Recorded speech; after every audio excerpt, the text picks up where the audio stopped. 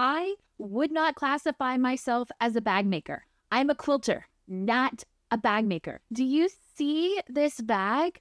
I made this. I made this. It doesn't scream first time bag maker here. Tula Pink debuted her special partnership with Sallie Tomato at Quilt Market in Houston, and this absolutely to die for chrome pink hardware. It stopped me in my tracks. And you know how sometimes you just know something is meant for you? Yeah, I had that moment. And I knew right away that I was going to make a bag with that chrome pink hardware. I'm not going to lie, I was low-key terrified of actually getting this done. But here's the thing, like with a lot of things that I just jump off the deep end in the quilting world with, if I can do it, you can absolutely do this. If we haven't met yet and you're thinking, we could probably be best friends, you're absolutely right. My name is Kristen with IC Stars Quilting. I share tips, tricks, and tutorials on modern quilting. If that is something that you're interested in, please make sure to subscribe to my channel and like this video. I'm so excited to show this to you today. And if you're somebody who's been saying, I could never make a bag, Kristen, you might want to hang around, because if I can do it, let's just say the bar is maybe not that high. Let's take a closer look at my Tula Tote. Bag making is like this whole other world, and honestly, I've admired it from afar for years. I'm not used to interfacing zippers, linings, or wondering which side of the fusible interfacing is the front. By the way, it's not the side that sticks to your iron. So if you were taught how to sew as a quilter, you're going to probably already have an idea that apparel patterns are different type of instructions than quilting patterns. And quilting patterns are a different type of instruction than like bag making patterns.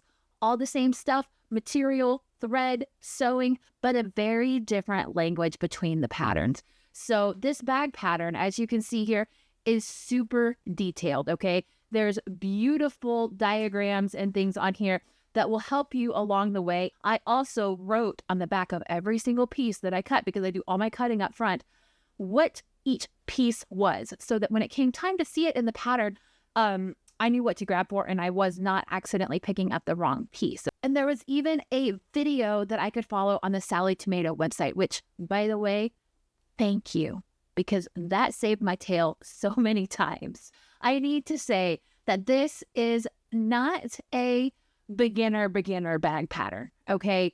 Like if you are used to making like tote bags out of fabric and stuff, you know, where it's just like easy seams and all that, this goes a lot deeper, okay? This is installing zippers, this is installing other hardware, this is installing snaps, this is working with interfacing and foam and like sewing through like, I mean, layers of fabric, okay? And I do need to be honest, this project pushed me. I had to slow down. I had to read the instructions at least 3 times out loud, turn around, put it down, spin 3 times, come back to it and read it again. We're good now, but in the moment, it was quite hard. But I am so in love with this bag. Do you see this bag? I made this. It doesn't scream first time bag maker. I'm happy to point out my mistakes, because I don't have shame in the projects that I really went out there on and really tried something that was out of my comfort zone. So it has these nice webbing straps on it where I sewed the top. Can you see that? Where I folded it in half right here and I sewed. And then here it opens up towards nice and wide. There is a lovely front zipper pocket, which I was telling you about that pink chrome. Here's one of the D-rings right here that has the pink chrome on it. I do want to pop in here real quick and tell you that everything that I have used to make this bag, Sallie Tomato sells kits for these bags. So you don't have to go out and question if you're buying the right interfacing, if you're buying the right foam, you know, what like vinyl piece to buy, all of that. It comes in a kit and it's wonderful.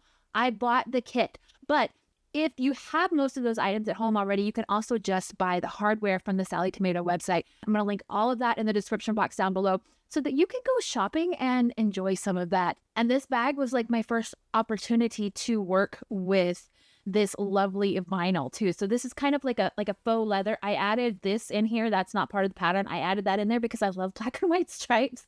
And then the sides of the bag, which y'all will get to why there's still a clip on my bag in just a minute, but I want to show you like the sides of the bag have the lovely pink chrome hardware as well. The bottom has all of these beautiful little feet installed that are in that chrome pink. Like, oh, it's gorgeous. And then the back of the bag also has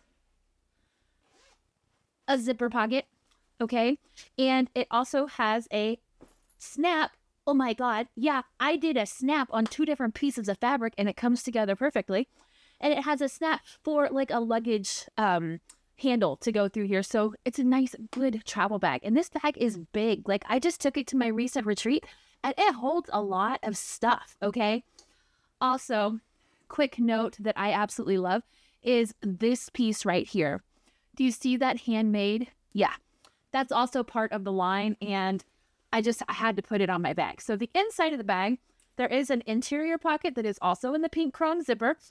There's more of these like D-hook things here. I don't know what that I'm going to hook on my bag, but I've got like at least like 12 different spots where I can hook something on it. And then the other side has these nice interior pockets to keep things organized so you don't lose them in this big hole of the bag. Plus, the stabilizer for the bottom of your bag. I surprised myself with this because I wasn't expecting it to be perfect. Now, it's not perfect. As you see, there's still a clip here, and you bag makers can probably tell me like immediately what I've done here. But I think I sewed this zipper in too tight. If I took the end of my zipper off and I undid everything, it could probably go. But I think I'm just going to kind of hand stitch that. What do you think? Is she not just precious? So again, this is the Tula Tote. What I will say is this. As a quilter, I am used to fabric being like flexible, forgiving, and soft. Bag making, it's more structured, it's more exact, but also it's kind of magical because you get to watch something come together in 3D, and it kind of feels like building a puzzle and getting a new accessory at the end of it.